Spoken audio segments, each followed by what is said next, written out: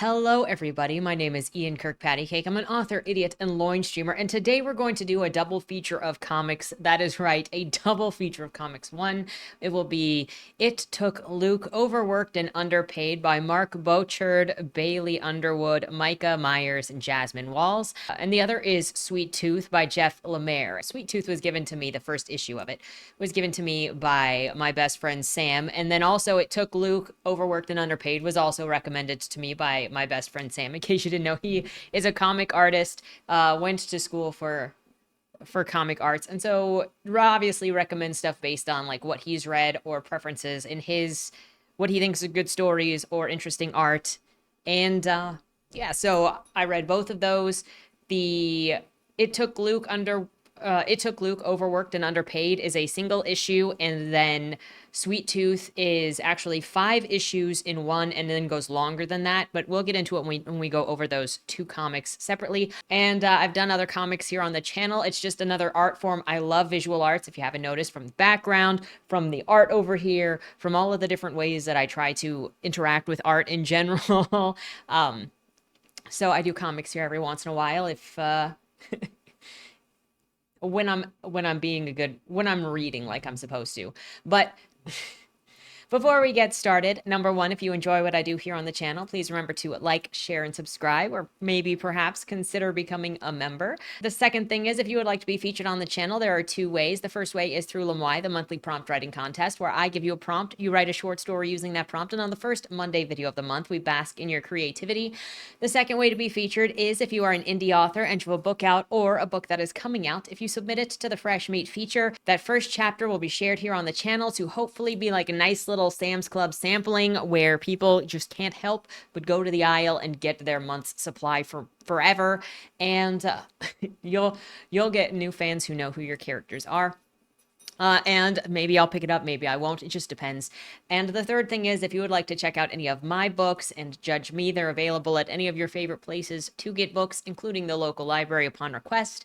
My newest novel, Bodymore Zero, comes out at the end of this month on October 31st. I know it's getting close, not even 2 weeks away at this point. I've got so many nerves in my stomach for so many different reasons right now. We'll see what happens on Thursday. And with that said, let's jump into the book reviews. So we're going to start off with It Took Luke, Overworked and Underpaid. Now, I really, really like the art style of this book, and you'll see as we flip through the pages, it is going to be a specific art style because it is not exceptionally realistic. Look at Molly over here with the hammer and being a giant. I think that the story did a really good job of it at the start of setting the idea of who Sal is. And you're not going to get Sal's name until a couple pages in. However, I thought the start of this story was very strong. If we look at this page with, if you've ever thought about becoming an exterminator, here's my advice. Don't. If the stress doesn't get you, the teeth will. I should know. I've been an exterminator for 11 years and I fucking hate it. Haven't always, though. The hate didn't come until a couple years in. That's always the case, isn't it? You don't see the cracks until the foundation's already set. Maybe things would have been different if I hadn't been so good at it. We so want to like the things that we're good at. After I got named Exterminator of the Year, I'd realized that was it. I'd boxed myself in. This job was my roach motel, and I was going to die here, just because starting something else would have meant starting over at 27. Stupid. I'm 31 and full of resentment. And you know what? Maybe I don't want to kill things anymore. So, like, while this is a very strong beginning, and obviously Sal is being attacked by this creature feature at the beginning of this, showing, not only telling you what the job is, which is exterminator, but showing it visually. Also, the striking of using the red and the black and white was a very good touch, I think, for this art style. But it introduces you very, very quickly. Now, where I think that this opening actually becomes weaker is because this feels like it should maybe be leading into other examples, because Sal is starting at the top of the game. You know, you already know that Sal is employee of the year every year since they were 27, and So there's nowhere really to go but that they're at the end of their rope. And if you read the synopsis, then you also know that they are at the end of their rope. They're at the end of their relationship. But then because this book is only about 90 pages, a little less than probably closer to 80 because of the beginning and the ending content. It's not going to get you fully invested in this character being at the end of their rope. Instead, it's going to say they're at the end of their rope, and here's this job where they're going to end up quitting. And we're going to go through the story synopsis so you can see sort of how it works and why I feel that way. It feels more like a pilot episode to see how it would land as opposed to a fully fleshed out, fully determined book that tells its own story. And it feels like it should be at least 50% longer, maybe 60% longer. So it could have maybe 3 acts, where this would be obviously the prologue or the beginning, and then you could go into the first act, the second act, and then this would the rest of this book would be the third act, because then it gets you fully invested in the action which is to come. And again, you'll get that as we go through the story. So Sal is defeating this creature and does so beautifully. The red markings all for the blood also do a very good job of highlighting certain parts of the characters, and also the creature features throughout this are very neatly drawn. Then we skip over to this lab right here, wherever this is, and they've got something called a bear bug, or at least they're reporting that there's a bear bug in the lab. And this guy over here says that he used to be an exterminator, so they don't need to call an exterminator. He's gonna go in there and deal with the bear bug himself because he can. Well, guess what? It's not a bear bug, and he was not able to handle it himself. So that thing actually went into his body and then controlled him out, and then took him back into the office to go and attack a bunch of other people. Then we return to Sal, who has gotten themselves a sandwich from the grocery store after having finished defeating that creature feature. And they're eating the sandwich when their phone goes off, and it's their partner talking about, hey, are we on for tonight? Because you know what? I would like to try this one more time with you. You know, you keep flaking, but I like you. So would you like to try this? And Sal is like, you know what? Yeah, I would, because I didn't think that you would give me another chance, but I like you and I do care. So why don't we do it tonight? Also, there's this random dog that's down here, eyeballing his sandwich. Very adorable dog. So they do agree, and Sal gets on the dog for almost ruining their chances with their partner, because Sal told the dog to go away, but the person on the phone thought it was them. But things turned out just fine. Sal gave the dog the sandwich, and then the dog kind of just wanders off. It feels very, very random. And it never fully connects into the story. Like, we're going to see the dog again. Don't you worry about that. But I don't feel like it really. Again, the dog is another thing that if this had more episodes that built into the finale that we're about to go into, then it would have been very interesting to then see the dog at the end, to also like follow through the ups and downs of Sal's relationship with their partner. But because we only have this one episode, it feels so clipped. And I don't know if there was initially more to this. But it actually bothers me, because like, here Sal is giving away the sandwich. They get to where their next job is, where they're supposed to go into where that bugbear was, but it's not a bugbear. They have to go and hunt down this creature feature. And they've also got this new guy named Luke with them. And their boss, Josh, I think his name is. We'll see his name later. And Josh is like, you have to take this new guy in. We're training in the field. And Sal is like, training in the field. Sal looks really cool. I really like this art style. But you can also tell that this person is so amazing at drawing hands, because they draw hands all the time. So many hands on all of the creature features. I keep looking at the hands. Anyway, Sal is like, we shouldn't take this new guy in. I've told Josh a million times, training these people into the field is a bad idea because they're all going to die. They always freaking die because it's a dangerous job and you can't train in the field for this. But nobody will take no for an answer, and nobody will listen to Sal. So I guess they're taking Luke inside of the job because that's what they can do. But Sal is also talking to Luke and being like, look, if something happens, since you're untrained, you need to run. The rest of us will manage it. Okay. And so they go in. I don't really know what was behind Luke's eyes changing like that in this specific moment, other than during this entire thing, Sal is having like some sort of mental break. It said concussion. So they got a concussion at their first job, and that concussion will come through throughout the rest of this story. I also assume that the dog was some kind of mystical creature. Actually, are those the dog's eyes? Actually, you know, I wonder.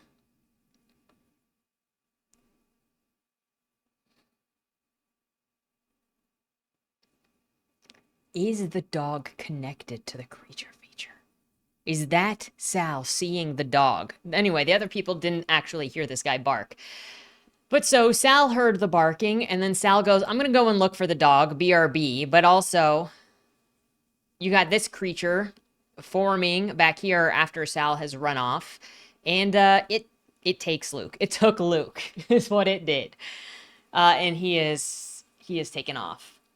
They try to go and grab Sal to come back to help find Luke because Luke has been disappeared. And they're like, well, there's a 50-50 chance that Luke is dead. And this is why we shouldn't be freaking training newbies into the field. Freaking A. So they keep looking through everything and Sal keeps hearing the bark, bark, bark and going down.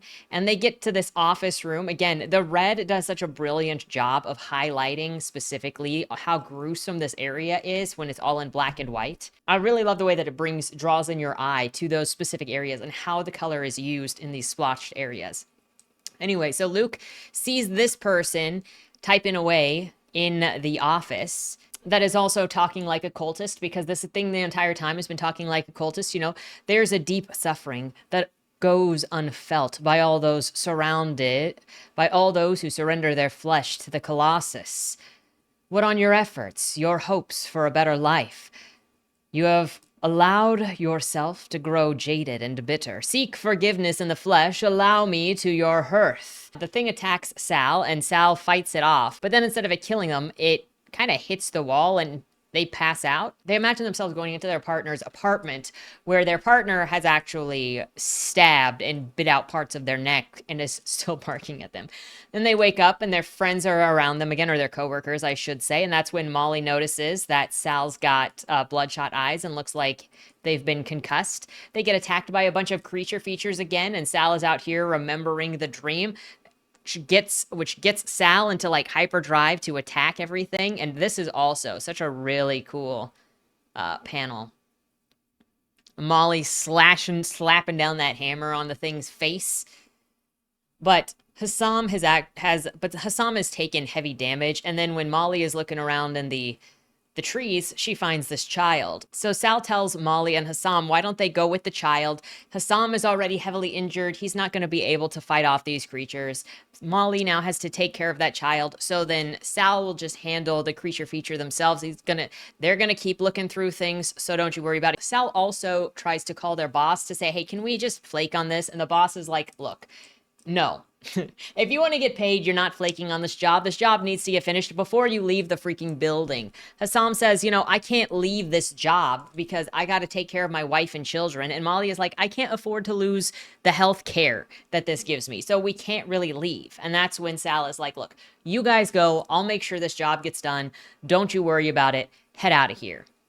And so eventually they're like, okay, fine. You know, you've got a point. I can't fight when I'm watching this child. Hassam can't really do anything. We're really just a liability. And if you're sure about this, Sal, then you can go ahead for it. Again, I love the movement in this. Also, Sal wants to get this over with because they're going to run late to meet their partner at the restaurant because they said they would meet them at 6 o'clock. They get off. They're theoretically supposed to get off at 4 o'clock. And obviously, time is running short. So Sal is like, I want to get this finished as soon as possible. There's also this moment, this is a really good buildup in the story, when they're all still walking down the hallway and Sal is still trying to convince the others to just go. And then Sal gets to this corner and you see the blood on the wall right here on the right side of the bottom right panel. And Sal is insisting that they just go, that they are going to be fine, and that the other two should just leave.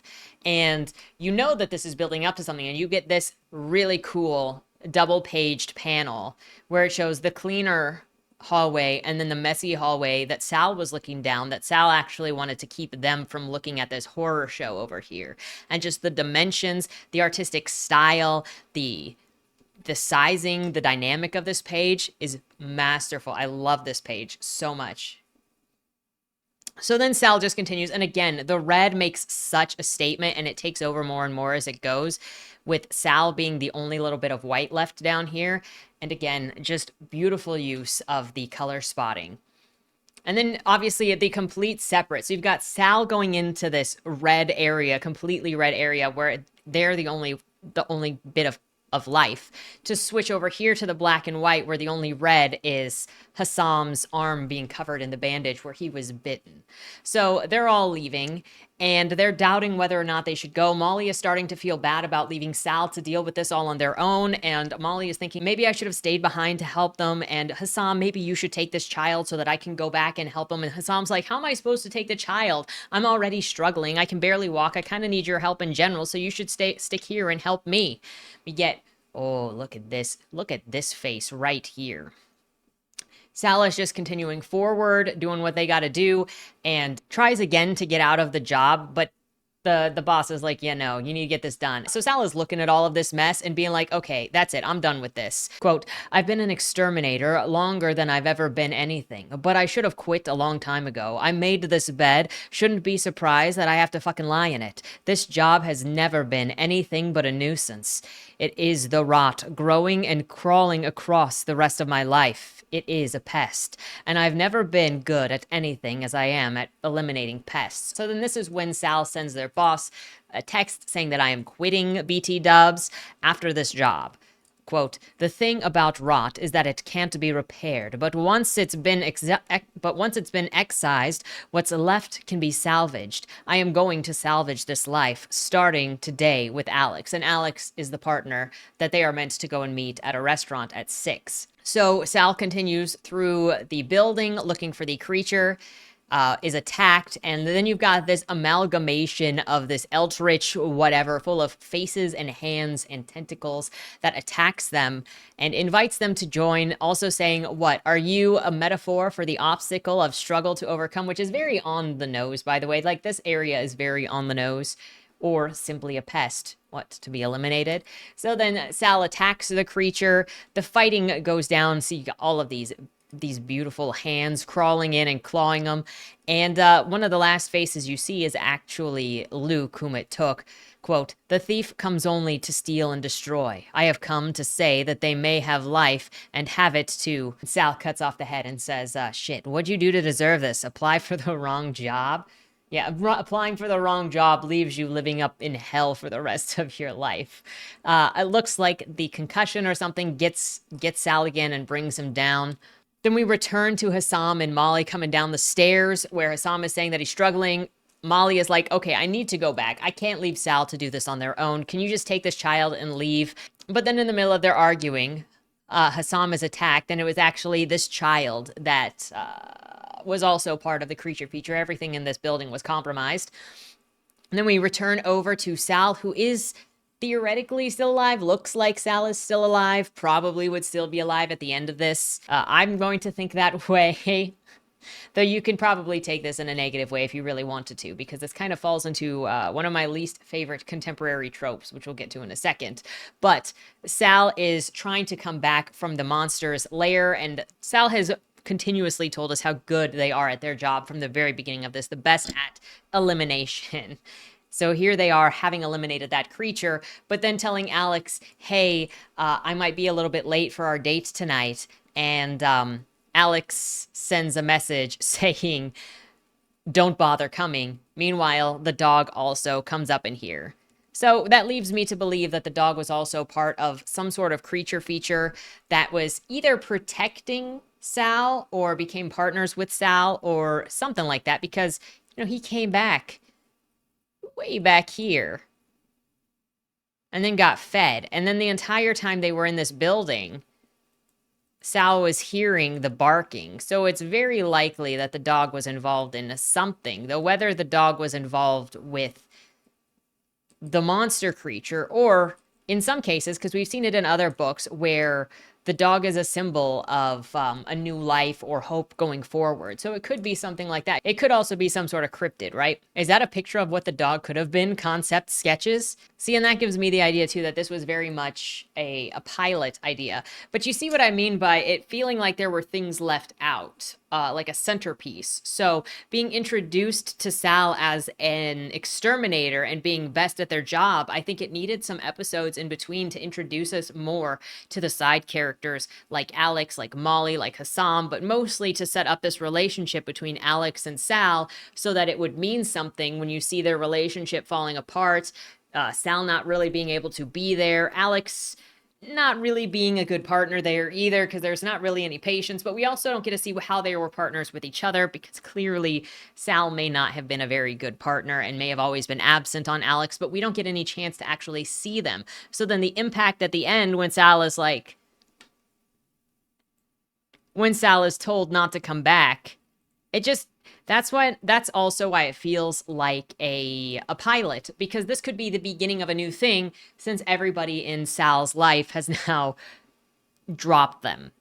And so they're going to have to start over if they don't just die in that office building. But I don't think they are. Now, this leads me to say the contemporary trope that I don't like, which is ending everything on this negative. Also, you can kind of see what is called the millennial writing with the random throwings of fuck, where it just feels like my contemporaries, my peers of my time period that kind of throw that in, but it is what it is. At least Sal is the only one talking like that. And I did like Sal's character, the way that Sal was introduced, and I would have liked to, again, seen more of the story to build to that ending. Instead, it feels like the ending was very anticlimactic since it just sort of ended, but the art style made it really fun to look at, and was very masterfully done in my opinion, and I really like the red and the white and the black. And if you're used to the things that I like, then you know that I don't really like just negative endings, but it seems like this is one of those tropes where everything in the story has to end negatively, and nothing gets to go the character's way. And I think it still could have worked just fine without being as jarring if, again, it had more build. But there just wasn't the build there to make the ending have meaning. And instead it was like, and then it was just sort of like, oh, clip it up and we're done. But I do love the art style. I think the characters are really cool. And I think the design of this book is great. Now, the second book we'll be talking about is Sweet Tooth by Jeff Lemire, and this is one that Sam directly sent me. This is the first issue called Out of the Woods, and it was in looking up more about this book that I discovered there is also a Netflix television show that came out or started coming out in 2021. I have not watched it. But let me know if you have, if you've heard of it, or if you've seen it around. I don't have a Netflix account, so... but let me know if you've heard of this before, either as the comic book or as the Netflix show. Now, this starts out with this guy right here who has... obviously some deer antlers, and he's living in the woods with his dad. It turns out that his mother died a long time ago, and his dad is ill. There is something going on in the world that has killed a bunch of the population, and he has been raised specifically in this cabin in the woods and told by his father never to go any further than the edge of the woods because, you know, there's fire, there's brimstone, there's bad people, there's sinning, and God is just murdering it. Like, God is just killing everything out there. So if you go out there, you are going to be in danger, son. We need to stay in here. You can tell from the beginning that he is very naive, that he was very kept from learning a lot of things because he's sees these electrical wire poles and calls them falled over crosses. From the dialect that he speaks, you can tell that he was raised kind of in the backwoods. His English isn't really very well developed. He's also only 9 years old, so there is that, and we'll learn that as we go. But he is collecting wood to keep their house warm when he later sees a chocolate bar and he just starts eating it. When he gets back, his dad is like, excuse me, where did you get that chocolate bar? Where the frick were you? You know you're supposed to stay away from anything out there. You're not supposed to take this. What if there were hunters out there? What if anybody saw you take this? It was a trap. You're falling for a trap. You're going to get in trouble. Oh yeah, I should say this kid's name is Gus. And you have to promise me that you're never going to do that again. The kid, Gus, is worried about his father dying because his father appears to be getting sicker and sicker as every day passes, and he asks how long it'll be until something happens to his father. And his father is like, look, sickness just comes, and sometimes it takes a little while, and sometimes it takes a long while. It just is what it is. And eventually, Dad does pass and leaves Gus alone in the woods all by himself, and he buries his father. It is then when he is out burying his father that a deer actually comes up to him and gets shot in the head. It turns out there were a couple of hunters, and one of them was sure that they had seen a deer boy, because he is some genetically affected creature that people are aware of, and probably likely what his father was trying to protect him from, because they are the only things that seem to be immune to whatever killed a bunch of people 7 years ago. And we'll find out that it was 7 years ago once the new character comes in, which he is about to come in as well. So these guys start arguing because it turns out that that guy just killed a deer. And the other guy is like, what are you, an idiot? I thought you said that there was one of those animal creatures way out here. And he's like, well, I thought I saw one. Unfortunately, Gus then gets their attention by hitting them with a rock from his slingshot. He goes running, and that's when they catch up. He trips. And so they're talking about taking him and selling him because he's going to be worth a pretty penny because of what he is. Well, we got this blue-eyed old man that shows up right here, and he's like, hey, you don't want to be this guy. This dead guy right here. He's like, hey, how many of you are there? And the hunting buddy is like, oh, it's just the two of us. And so old man with a gun out here is like, freaking good. And then kills that guy too. When Old Man Blue Eyes turns around to look for the deer kid, he's not there. So Old Man Blue Eyes goes looking around. Gus went back to his house and is actually hiding under the bed. Old Man Blue Eyes immediately finds him because obviously he's some kind of hunter, soldier, something. And says he's never seen somebody like him before. Then that's when he tells the kid where is his mom and dad.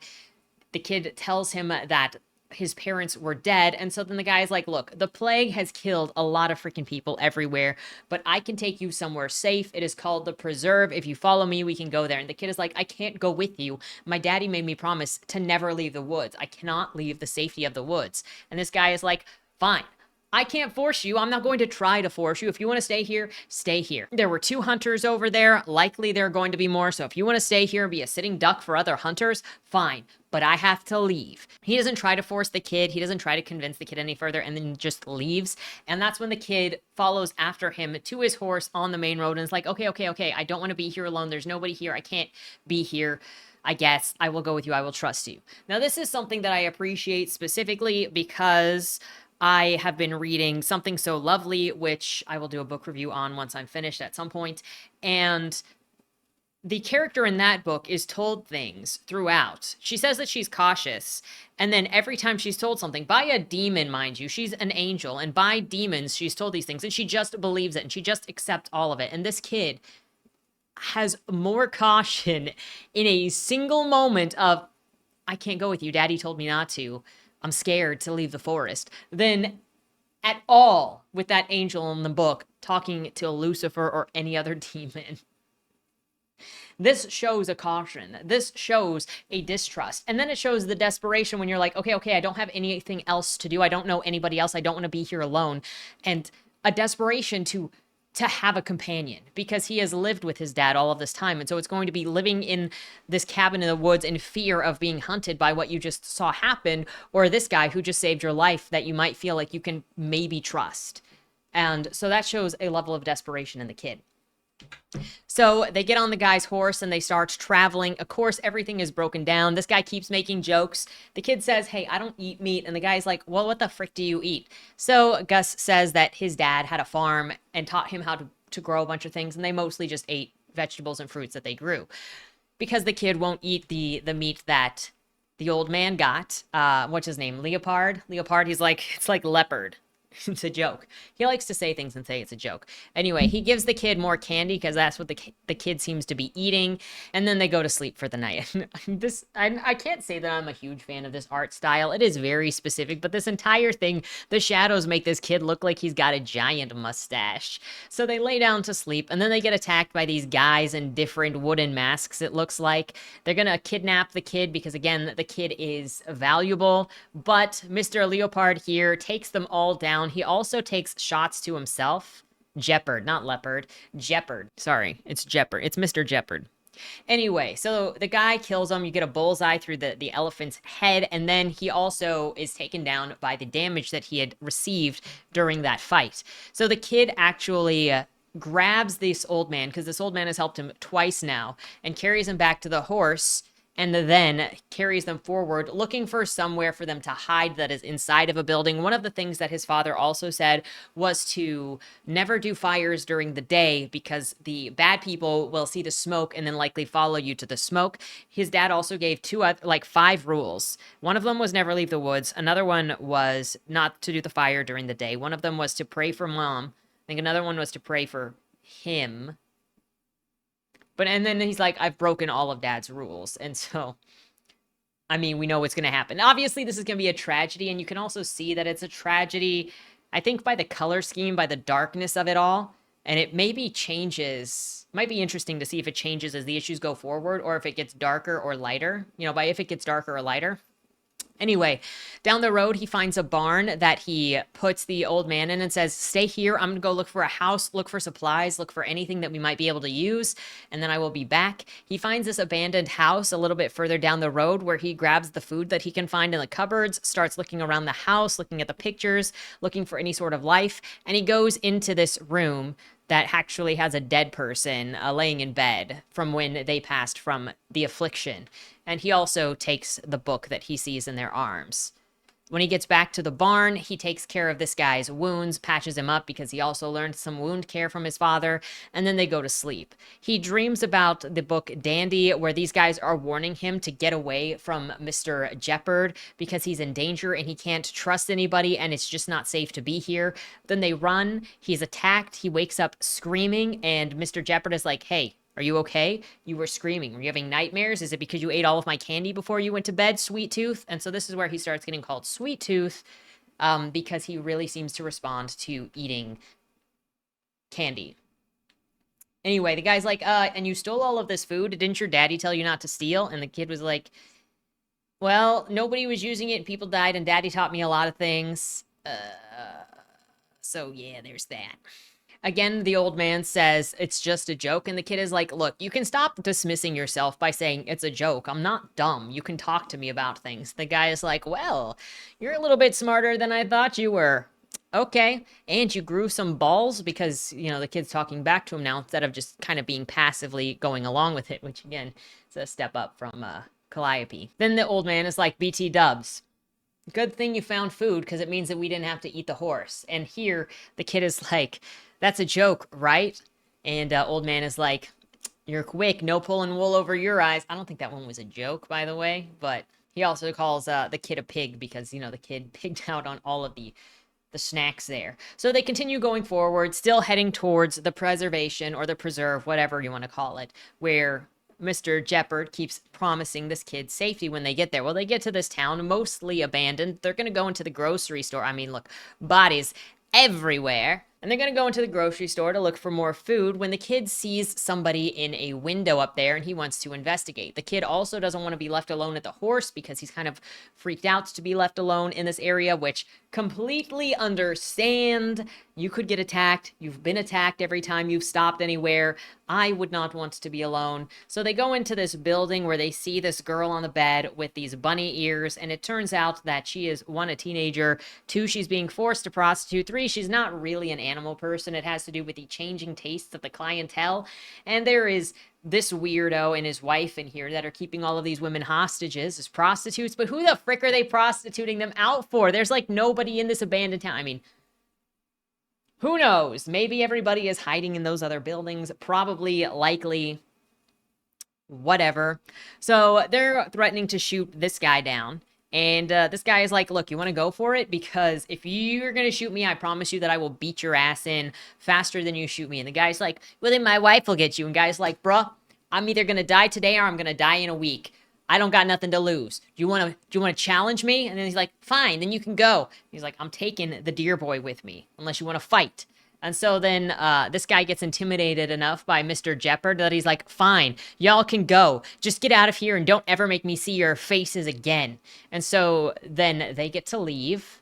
That is called intimidation. Whatever. I guess that old man pimp had more desire to live than our Mr. Jeopard here, but Mr. Jeopard probably has a stern challenge face.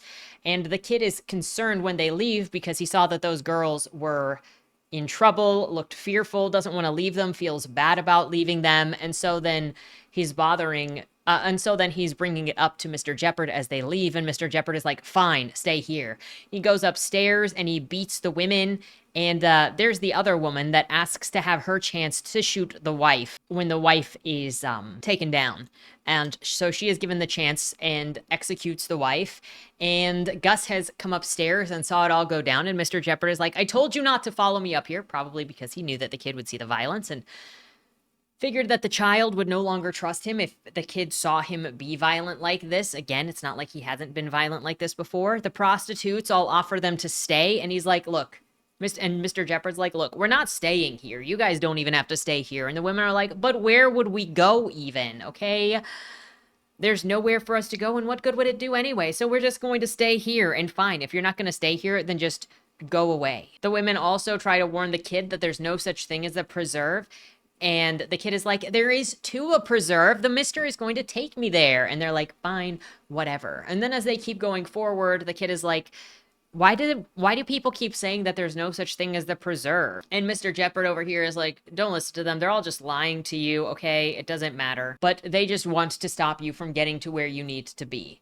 And the kid is looking at Mr. Jeopard and he's like, you know what?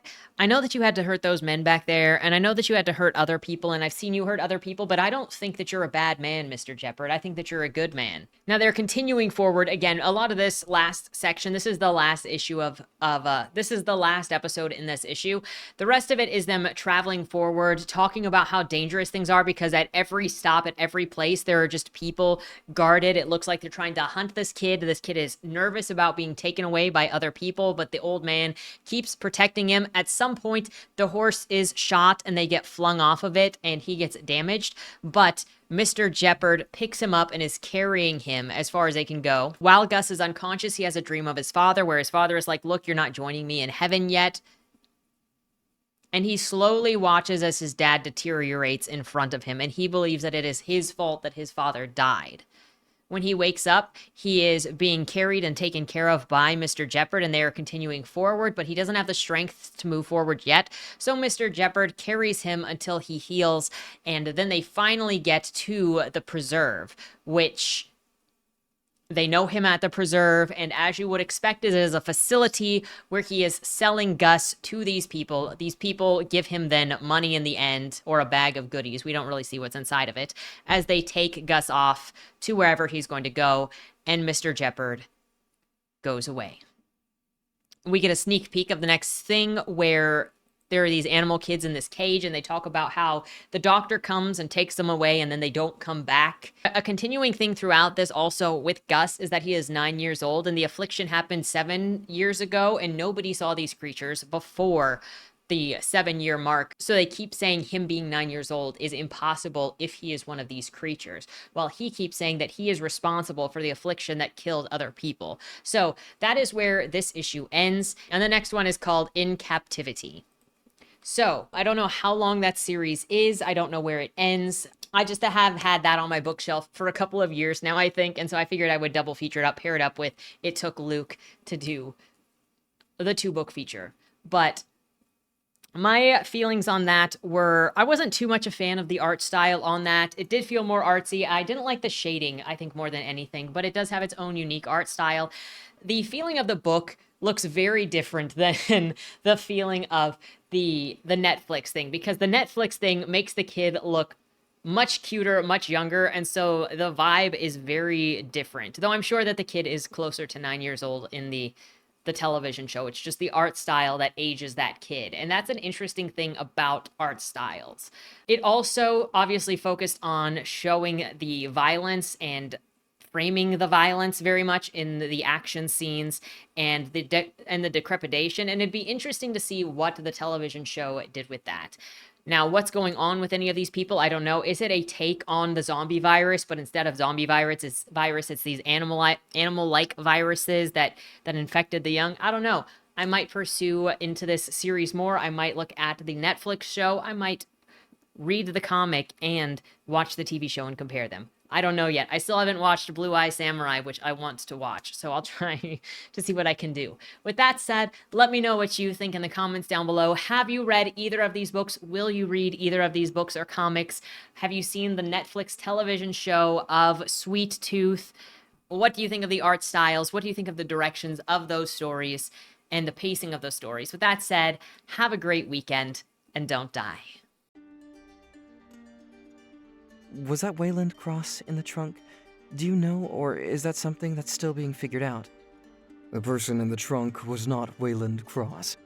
Is he in trouble? We don't know who did it, but as the owner of the car, the longer he's missing, the worse it looks for him. Cross isn't a killer. For the last couple of years, the average number of murders in Baltimore has been over 300, and it's been going up. Mind you, that's only whatever the badges count as official murder, and believe me, there are people that don't count when they die. Wayland? If you're down here, tell me. I'm not talking to the badges, I've been looking for you. They found a body in your trunk. Way. Why? Did you do that? To the left, plain black letters read along the wall. You walked in the corridor. Once that ends, you chose the dark is on the right. My vision goes blurry, flickers black and black and black for longer intervals until I can't see anything at all. I'm not screaming anymore, but my voice echoes back to me. Where the hell am I? You're dead, Josephine. Even smart people do stupid shit sometimes, right?